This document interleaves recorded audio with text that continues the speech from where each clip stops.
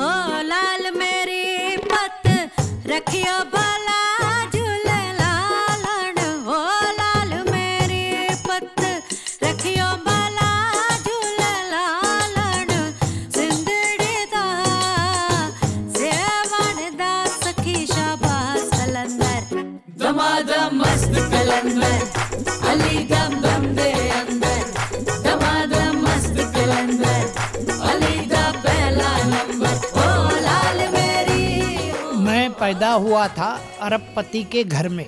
मेरी अम्मी मुझे गोद में लेकर बालकनी में खड़ी रहती थी। हमारी हवेली थी, 7-8 बैलगाड़ियाँ बोरे भरकर जा रही होती थी। मेरी अम्मी मुझे दिखाती थी, देखो ये सारे सिक्के बैंक जा रहे हैं।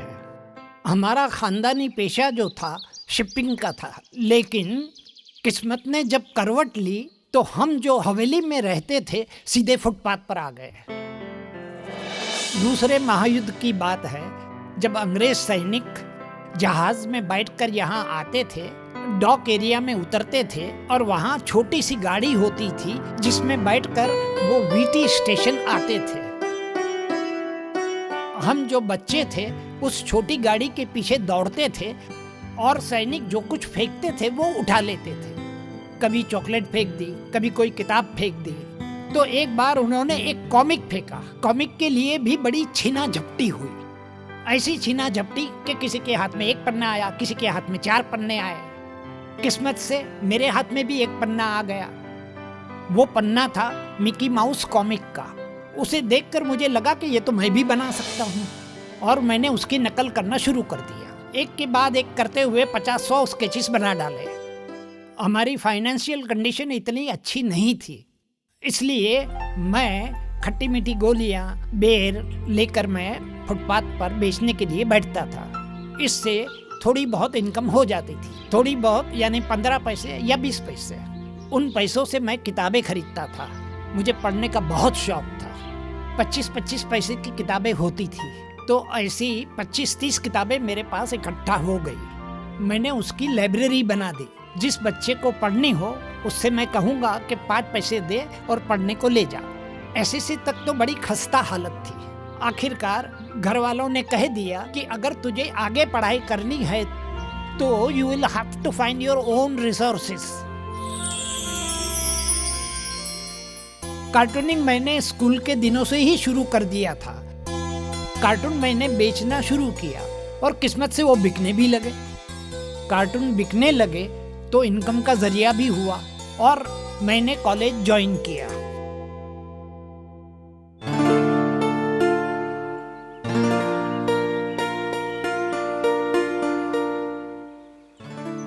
यहाँ आने पर कई यादें ताज़ा हो जाती है।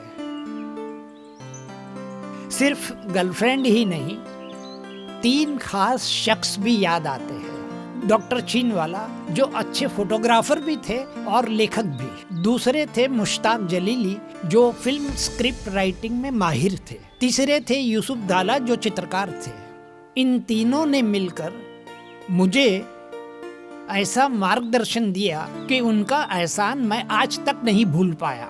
मानो ये 3 जो थे माली थे, और एक माली जैसे पौधे को ट्रिम करके बड़ा करता है, बिल्कुल वैसे ही इन लोगों ने मुझे संवार कर बड़ा किया। मेरी जेब में घर लौटने के लिए भी पैसे नहीं थे। तब 1969 दिसंबर में मेरे चित्रों की 6ठी प्रदर्शनी आयोजित हुई। उससे पहले मैं 5 फ्लॉप शोज दे चुका था। कोई सर्टेनिटी नहीं थी कि कल क्या होगा, पेंटिंग्स बिकेगी या नहीं। वो एग्जीबिशन नाकाम रहती तो मुझे बिस्तर लेकर गांव जाना पड़ता, और वो कामयाब हो गई। राइटिंग जो मैंने लिया वो इसलिए लिया कि पेंटिंग को सपोर्ट कैसे करूं। पेंटिंग बड़ी एक्सपेंसिव हॉबी है, तो मैंने सोचा कि चलो ये राइटिंग भी मुझे it comes up very easily. तो मैंने राइटिंग शुरू कर दिया। फिर भी मैं पेंटिंग को सपोर्ट नहीं कर पाया। तब मैंने कार्टूनिंग भी शुरू कर दिया। इसलिए कार्टूनिंग में मेरा कोई कमिटमेंट नहीं। कार्टून चल पड़े ये और बात है। राइटिंग में मेरा कोई कमिटमेंट नहीं था, क्योंकि मैं राइटिंग पैसे के लिए कर रहा था। मुझे किसी तरह फैमिली को सरवाइव करना था। पहली शर्त ये थी कि घर का राशन पानी चलता रहे। सेकंड जो रिक्वायरमेंट थी वो कलर्स कैनवास खरीदने के लिए पैसे चाहिए। एक दौर तो ऐसा भी आ गया कि न कैनवास के लिए पैसे थे, न राशन के लिए पैसे थे, किसी तरह गुजर बसर हो रही थी। जैसे शराबी जो होता है उसे एक पैग नहीं मिलता तो वो परेशान हो जाता है, सर पछाड़ने लगता है, वो स्थिति मेरी थी। तो मैंने क्या किया, मेरे पास कलर्स के डिब्बे पड़े हुए थे, कुछ ब्रशेस भी थे। मैंने अपनी दीवार पर पेंटिंग बनाना शुरू कर दिया। मेरा पूरा कमरा जो था कैनवास बन गया। दीवारें खत्म हुई तो मैं फर्नीचर पर टूट पड़ा। टेबल, कुर्सी, पंखा जो भी सामने आया रंग डाला। एक पत्रकार को पता चला तो वो सीधा घर आ गया और सारी तस्वीरें लेकर उसने टाइम्स ऑफ इंडिया में छपवा दी। तो ये ट्रेंड सेटर हो गया। What I like is that he doesn't compromise on his creativity and he doesn't compromise on his desire to move from this to that to this to that. Whatever impulse he has been receiving from inside, he honestly follows that. He's got the guts to follow that. That's what I like most about him. मैं brand नहीं बन पाया। उसकी सबसे बड़ी वजह ये है कि मैं जब भी चित्रकाम करता हूँ तो मेरे जहन में ये रहता है कि नया क्या दूँ। नया देने का मतलब ये है कि जो मैं पहले दे चुका हूँ वो मेरी अगली प्रदर्शनी में न हो। मसलन मैंने मिरर कोलाज शुरू किया जो बहुत ही कामयाब रहा। उसकी पहली एग्जीबिशन ही सोल्ड आउट हो गई, दूसरी एग्जीबिशन की वो भी सोल्ड आउट हो गई, फिर तीसरी की वो भी बिक गई। तो मैंने बंद कर दिया बनाना। अगर मैं वही बनाना जारी रखता तो आज मैं करोड़पति बन जाता।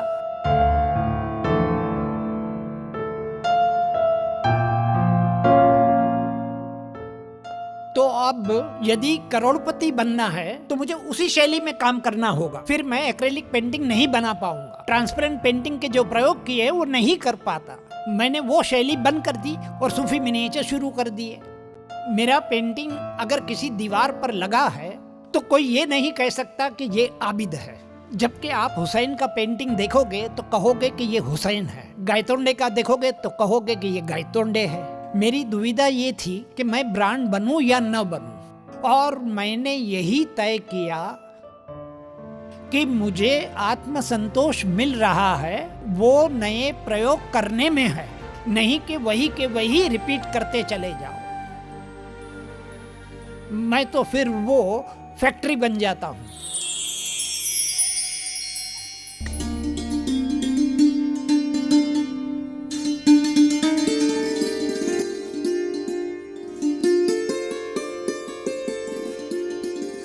मुझे कई लोगों ने एक बहुत मजेदार बात बताई। कहने लगे भारती जी ने तो धर्मियों को उर्दू बना दिया है। तो मैंने बोला उर्दू बना दिया है, उर्दू में तो नहीं निकलता भाई धर्मियों।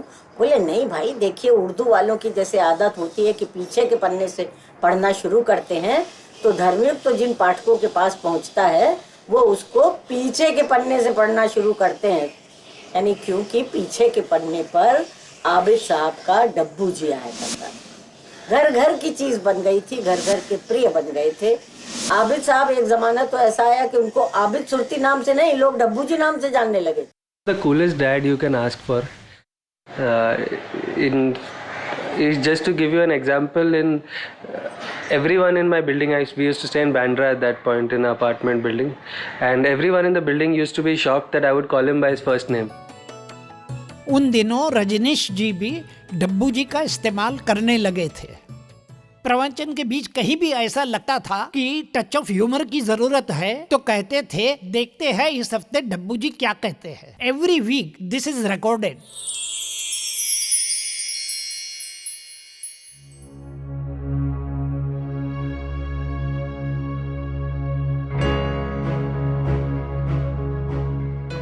मैं स्पॉट बॉय था।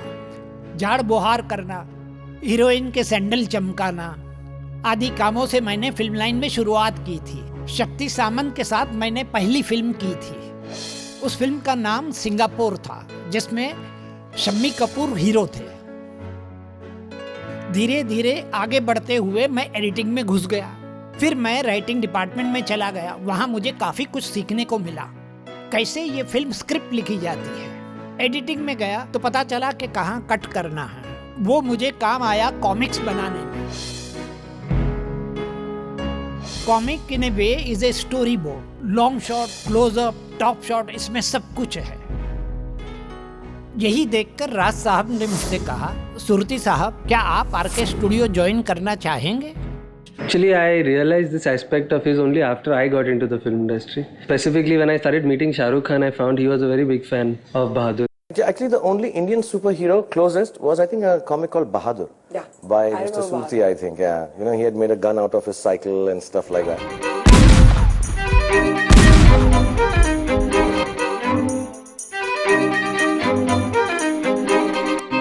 He told me once that he had the whole collection of Bahadur comics and he had kept it in his house in Delhi.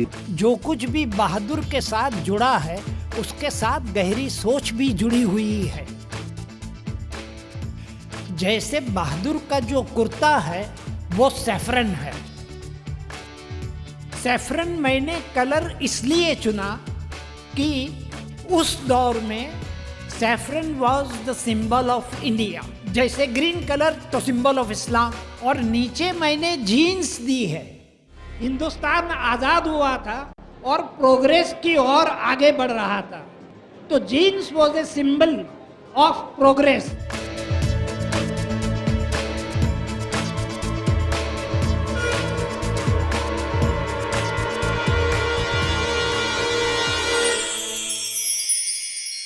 देखिए, आबिद जी की कहानियाँ हम पिछले लगभग 30 सालों से पढ़ते आ रहे हैं, और उससे भी पहले हम आबिद जी को एक कार्टूनिस्ट के रूप में जानते थे।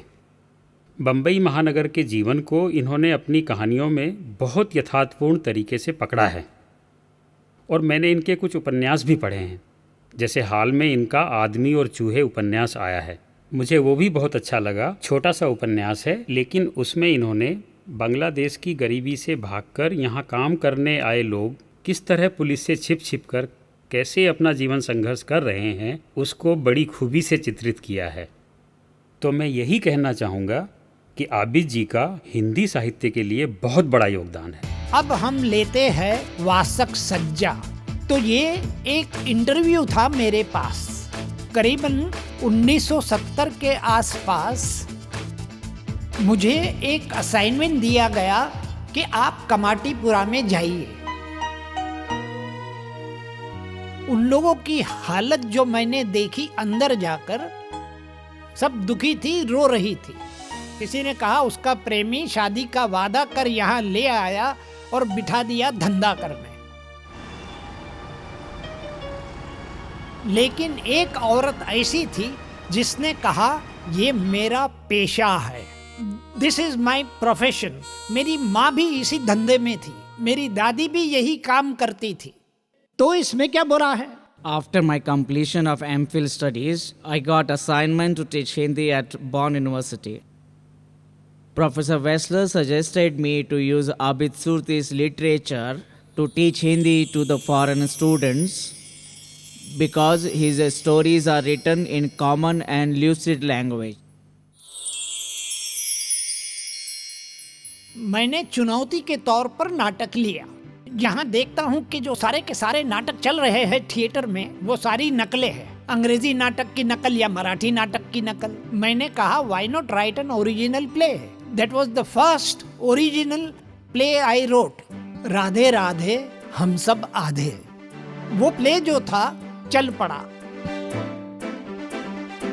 इससे 50 से ज्यादा शोज बंबई में ही हुए, और वो भी पृथ्वी थिएटर में। यहाँ बंद हुआ तो ये दिल्ली में शुरू हो गया, और वहां भी वो इतना ही कामयाब रहा।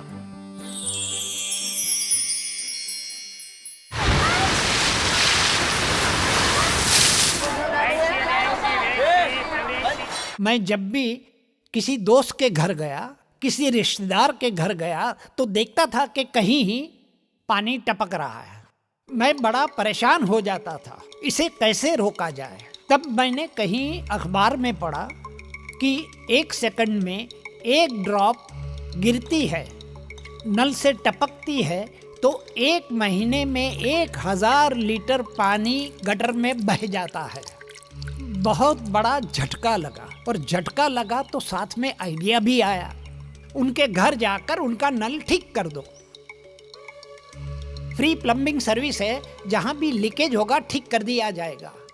अब मैंने सुना है कि आपने ब्रश के अलावा कुछ और भी उठा लिया अपने हाथ में। अब आप प्लम्बर बन गए और हाथ में कुछ रेंच और हथौड़ियाँ लेकर के निकल पड़ते हैं हर संडे को या हर किसी दिन। और मैं आपको सलाम करता हूँ, आपको आदाब करता हूँ और आपसे और खुदा से प्रार्थना करता हूँ कि किसी दिन आपसे फिर मुलाकात हो।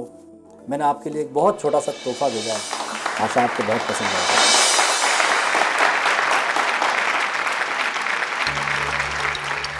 उसी दौर में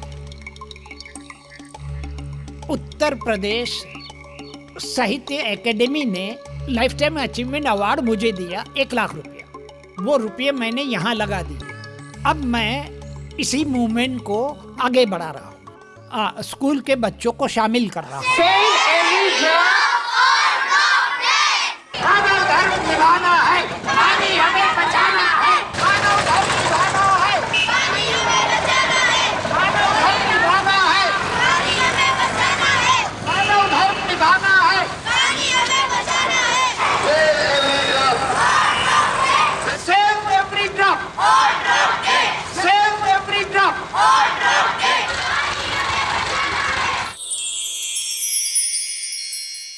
He was always ahead of his time, even as a father. So I remember that right at the age of 14, he encouraged me to go for my first meditation camp. 10 days of silence, Vipassana. 20-25 साल तक मैं निरंतर शिविरें करता रहा। इसका काफी प्रभाव पड़ा और वही बुद्ध की फिलॉसफी मैंने अपना ली। वो मुझे इस माने में अच्छी लगी कि मैंने बताया है रास्ता, 2-4 कदम चल के देखो, अगर ठीक लगता है तो आगे बढ़ जाओ, नहीं तो दूसरा रास्ता चुन लो। खास तौर से अगर उनको याद करूं या उनका नाम जहन में आए तो सबसे पहले उनकी एक बहुत खुली खुली हंसी याद आती है। बड़ा प्यारा हंसते हैं अभी तक। You know, I would say there are people who are probably better painters than him. There may be people who are better writers than him. There are people who are better at other aspects than him. But I have not met a person in my life who has done so many different things. Not only done so many different things, but done them to a level of professionalism. As a writer, he's a published writer. And not only fiction, he's done fiction, non-fiction, children's books. That in itself is something admirable, but you keep that aside and say, oh, he's also done cartoons, and not just Dabbuji has done Bahadur, he's started a franchise. So that in itself is a fantastic thing, but you keep it aside and say, oh, but he's also a painter, and not only is he a painter, he's had multiple exhibitions around the world. He's traveled to Japan with his painting. That in itself is a fantastic thing, but you keep it aside. You say, oh, he's also doing social service. At this age, he's inspired, coming up with creative ideas. So I think there is something very rare and unique about this person. That to have a person who can do so many things, it takes not only boundless energy, but it also takes a certain kind of creative courage.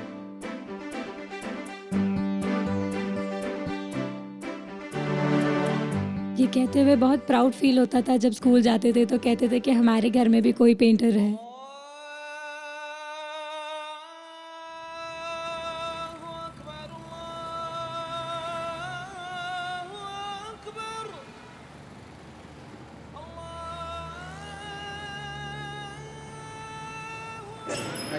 અહીંયા જ રહેતા હતા ના, દુકાનની સામે મારા customer હતા, દુકાને આવતા હતા, હસી મજાક કરતા હતા.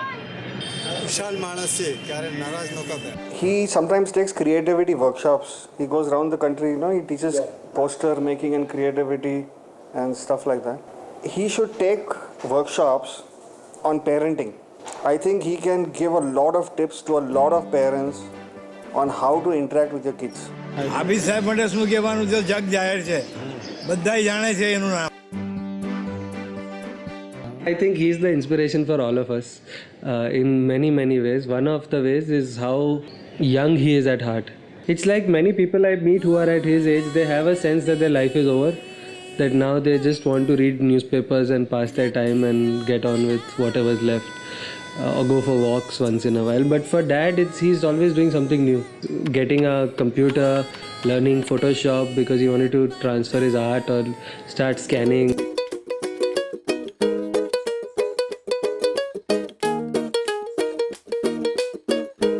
I just want him to be happy till the last day of his life, till the last minute, doing something crazy and inspiring.